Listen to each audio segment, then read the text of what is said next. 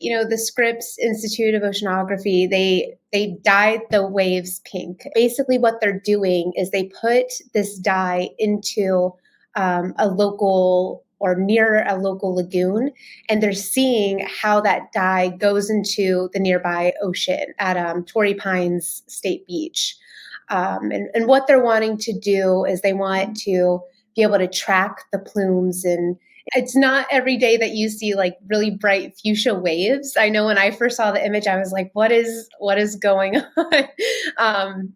But it's really cool. And it's really unique that, that we get to visually see what's kind of happening, and really see like the science in action. So the research, as they've said, is going to provide a first ever view of how freshwater is mixing with the ocean water. Ocean water tends to be more dense than freshwater, so it's really interesting how, as the waves are coming in, they're crashing. So if those waves are crashing with freshwater, just how the sediments, how the pollutants, how larvae of different species and other materials that is mixing. And they finished all their experiments. They do I believe they did 3 different pink dye releases, and the dye is non-toxic. It doesn't harm the water. It doesn't harm anything in the water. It doesn't harm people.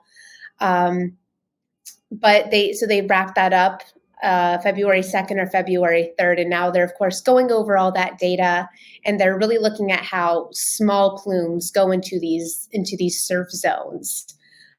Usually when people look at plumes, they look at more large scale. So this is going to provide a really unique understanding on how the plumes spread and where they go when those waves are crashing into them.